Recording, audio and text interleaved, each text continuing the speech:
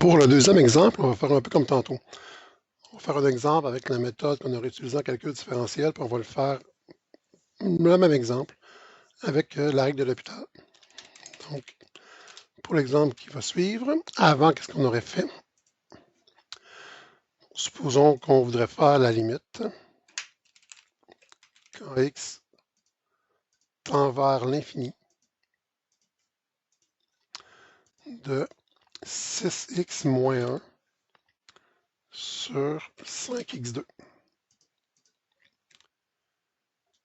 OK. Donc, j'évalue ma forme.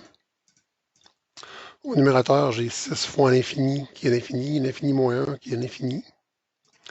Au dénominateur, j'ai l'infini au carré qui est l'infini et l'infini fois 5 qui est encore l'infini. J'ai une forme à déterminer infini sur infini. Donc, en calcul différentiel, qu'est-ce qu'on nous disait de faire?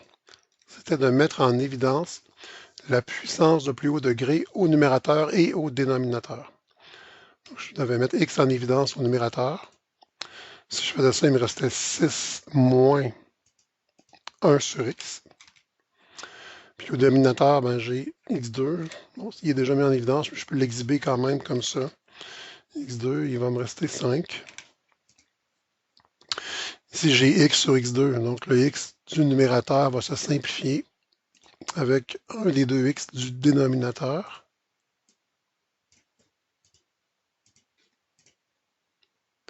Ce qui fait qu'il va me rester la limite quand x tend vers 0 de 6 moins 1 sur x sur 5x. Ici, la quantité 1 sur x, 1 sur l'infini, ça va tendre vers 0. Donc, je vais avoir 6 moins 0, donc 6. Sur 5 fois l'infini et l'infini. Et 6 sur l'infini, ça va me donner 0. Donc, la limite de 6x moins 1 sur 5x2 lorsque x tend vers l'infini, cette limite-là tend vers 0. Okay.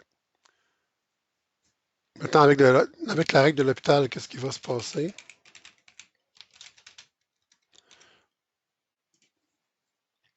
Si je fais la même limite, la limite quand x tend vers l'infini de 6x moins 1 sur 5x2, j'évalue ma forme, et puis encore une fois, sans surprise, ça va me donner la même chose que tout à l'heure. Donc j'ai une forme infinie sur infini. Sauf que là maintenant, j'indique au lecteur de mon travail que j'utilise la règle de l'hôpital pour la suite.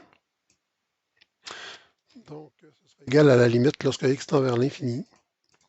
Je dérive le numérateur, donc la dérivée de 6x moins 1 qui est 6. Je dérive le dénominateur, la dérivée de 5x2 qui est 10x. J'évalue ma limite. 10 fois l'infini, ça fait l'infini. J'ai donc 6 sur l'infini et qui, comme tout à l'heure, me donne 0.